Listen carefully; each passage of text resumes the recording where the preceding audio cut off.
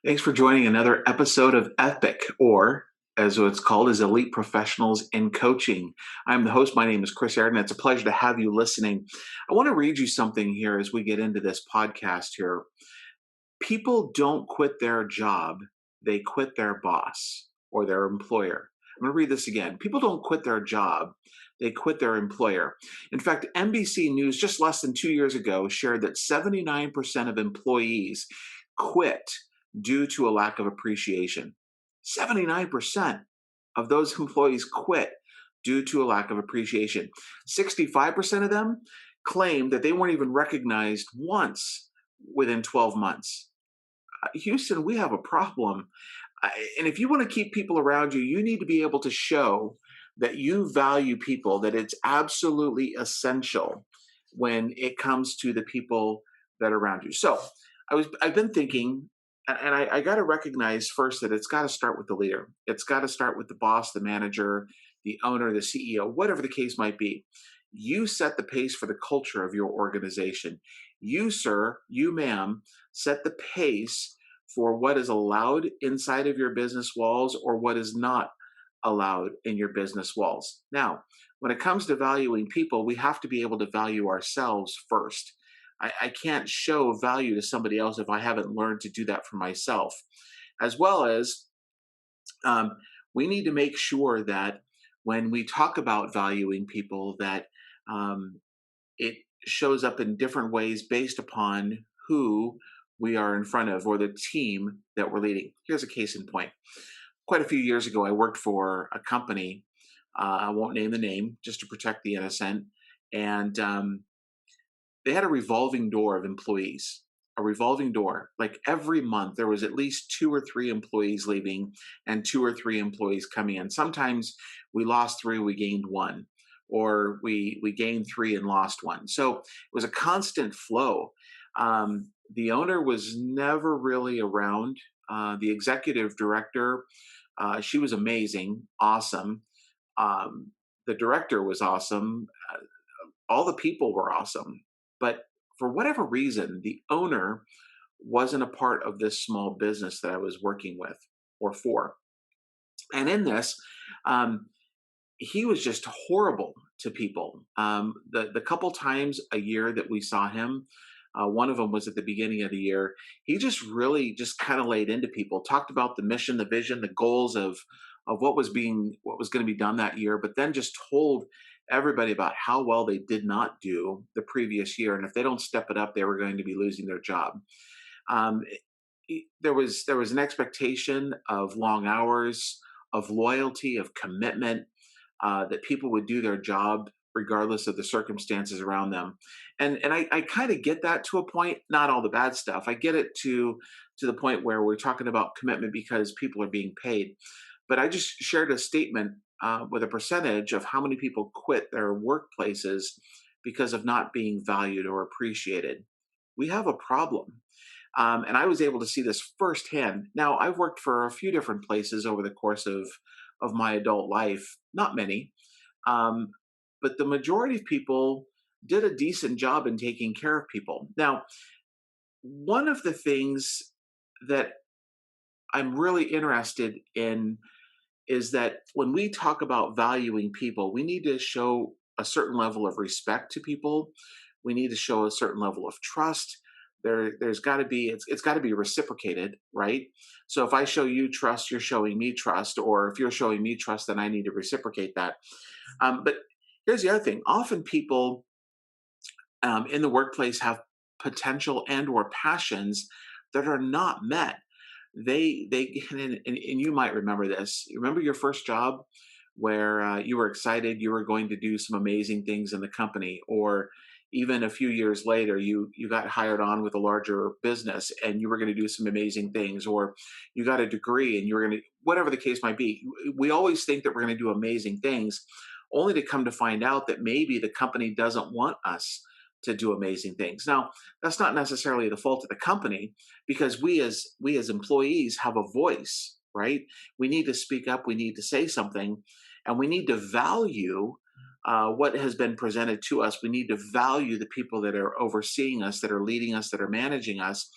but it's also got to be reciprocated. And so I jotted down a few notes here because when people have the passion or purpose, if you will, or the potential within the workplace and they don't get to use it, um, they, it does not do well for the entire organization. And so somebody may move on trying to figure out where they fit within that particular industry. I'm going to encourage us to think of opportunities that can be created for people to use their own strengths. Um, as a consultant, I've been able to have the pleasure and the privilege, as well as the responsibility, to go into various businesses to help team development, to help maybe individual employees, whether it's the owner, whether it's the CEO, a C-suite level person, or all the way across the board to someone that's doing bookkeeping. I've had the pleasure to go in there and to really sit down with people and to show them to show them not only the value but to model what it looks like to value people. And um, here's some things that I jotted down, and hopefully you'll join me as I share this with you, that you'll jot them down as well.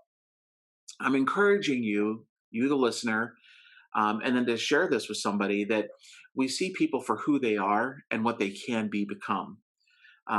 Their strengths. We also need to see their weaknesses, because we want to tap into those strengths, but also maybe fortify the weaknesses a little bit, but also surround them, that if that's their strength, and they have those weaknesses, that those weaknesses are somebody else's strengths, and so we put them on the team so that it's balanced, right? That we're setting people up for success and not failure.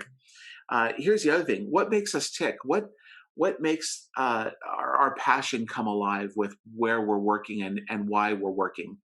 Um, we also need to take a look at those people that are really open to an opportunity to learn, to grow, to figure out how they can be a um, part of the mission of the organization. And again, this is for profit, nonprofit. This is, if you're a nonprofit, making sure that you get the board members on, that are going to serve in the way that you want them to serve. And so, when we talk about this, it always starts with the leader first. Whether you're a boss, a manager, or the owner of the company, it starts with you.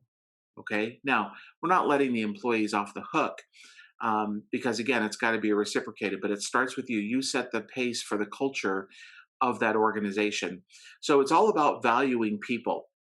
And when we talk about the people, the employees, your coworkers, your team members, whatever the case might be, we want them to recognize the role that the leader has been given. I'm often quoted as saying that leadership is a lonely place. I learned this years ago. A lot of the times we just don't have someone's shoulder to cry on, or a sounding board to bounce ideas off of. And so that's where we come up with that idea that leadership is a lonely place. And there are just some things that are happening in a business that we shouldn't share with certain employees within the business. And so when we talk about this, we need to recognize as employees the role that the leader has been given. We need to respect that. We need to honor it. We need to value it. It needs to be reciprocated as it's being provided to us. And even if it's not being provided to us, we need to be the better person in that situation and show that value to that individual. I'm going to encourage you to do your research. It's really, really important that before you go into a place of employment, that you do your research. You find out what that company is all about, what the people in that company are about, what's their mission, their purpose, their vision, and then do you fit within that? And I understand that a lot of times we go to work for a paycheck. But when I give the percentage of 79% of people quitting because they don't feel valued, we have to really examine the expectations when we're being brought into a company. And here's the other thing: just because you want to do something doesn't mean that can happen where you're at that moment. It could happen, but maybe you need to buy your time a little bit. Maybe you need to be a little bit more patient. Maybe it's just not, for whatever's going on in the world in your community, it's not the appropriate time to do whatever it is that you want to do in the organization. I would also encourage us all to care about our roles and responsibilities. We're hired to do a job. We're hired to act on behalf of a company. We're hired to be representation of that very organization that has brought us on. So we need to see it as a privilege to work there, as well as that responsibility. Find ways to improve what you're doing. Find ways to improve your company. Find ways to improve the service to your customers and your clients. And equally as important, find ways to improve the way in which we communicate and connect with our coworkers. That is extremely important. Now, I served some time as an executive director for a nonprofit. And it was really important to me to make sure that we got the right people on the right bus sitting in the right seat.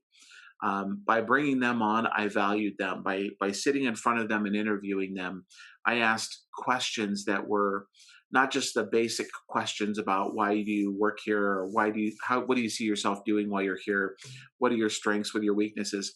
I would dive in a little bit and ask her deep, meaningful questions that I thought would be an attribute to the people that they were going to be surrounded by, as well as what they could invest in other people. And when we did this, um, the nonprofit that I worked for, that particular location or locations soared. They soared, and I'm going to tell you that it that initial action started with me as the leader. It started with me as someone who is going to invest time not only in the person, but look for them to invest time in the rest of the team. It was really important. And it wasn't just the employees. As a nonprofit executive director, it was important that I was doing the same with board members, that we weren't wasting each other's time. So I would ask pinpointed questions to make sure that I understood them, that there was a very clear, concise way of communicating back and forth, not only with me, but with the people that they were going to be serving. So I hope that makes sense. Now, we know that there's a problem in the workplace. We know that there's a problem in the culture. So I'm going to read from a list here of some things that I have given um, to different people that I've taught about at a local university, possibilities that could potentially fix or help assist in fixing the culture and the organization as we look to value people. So here's one. Um, Instead of us talking about, as owners, as leaders, instead of us talking about um, what the company is looking for as far as the vision, the mission, the purpose, why not share with employees? Why not share with his employees other inspirational stories from other employees that speak to what their peers have done? So each of their peers are hearing how they have contributed to the growth, to the success of the company or their department. When I hear, and I'm sure when you do, when you hear the success story of another peer, you think, "Oh wow, that's really cool. I didn't know they did that," or I had heard that, but I didn't see it in maybe in that type of light. Now, the really great thing is when people start to hear that, they're anticipating yours or my name to be called as well. And so we get the opportunity to share those success stories for everybody on the team. Here's another thing is it's not always about the money. People are not always looking for a pay raise. They're looking for that value. How are they being treated? How do they feel when they clock out at the end of the day and they go home? Are they just as stressed leaving as they are coming to the workplace? So here are some things that we can remedy that with. Maybe it's just a matter of being intentional and just saying hello, remembering someone's name and calling them by name and saying good morning, how are you, or how is the family if you've gotten to know them over a course of time. Here's something. Don't provide feedback just once a year at their yearly review. Tell them often and be intentional about it. Show them that they really truly matter throughout the year. Provide constructive feedback. Tell them what they're doing well. Tell them what they're doing good at. And if there's some things that they need to improve, don't wait until the year review to do or to share that with them. Tell them right there and then. Why? Because the success of the business depends on what we're doing on a daily basis, moment by moment. Um, Help find their potential or their growth opportunities. Help them do that. I firmly believe that every single one of us has untapped potential. And when we tap into that potential, we really get to truly see what people are capable of. Be flexible. And I'm not saying that we have to give flexibility in a schedule, but we need to be flexible. One of those ways can be helping balance the work and the family life, or the work and well, we all have things outside of work that we're interested in, and so we need to help our employees, our coworkers, our staff, as well as ourselves, in being flexible with that and recognizing that there are things more important than life than the typical 8 to 5 job. How about speaking to people and not at them? Speak to people and not at them, and include when you can their accomplishments. Share those accomplishments. Get people from around the department or the team to kind of surround that person's desk and throw out a celebratory announcement saying what this person has done or what the team has done. And when we do that, we're just bringing more and more value. People become appreciated. What if by doing some or at least one of those things brings that 79% of people who quit down to 65, down to 50, down to 35%? You will become one of those companies that people want to work for. Now, here are some things that we want to avoid, and there's not many, because if we're doing all the things that are bringing value, there isn't a lot left to avoid. But one of those things is to avoid generalized statements. You don't want to use the word like all of us or us all. You want to make it very, very specific, but you also want to be genuine when you're sharing things. So you want to be specific to the person that's right there in front of you. And when you do that, the other thing that you avoid is putting goals and tasks above their individuality. We need to make sure that while the work does need to get done, it's the people that help accomplish that. So, in the idea of valuing them, in the task of valuing them, we want to make sure that we're not putting those goals or tasks above the idea of valuing them as a human being, as someone who is bringing that value to the workplace. I want you to be available to answer their questions.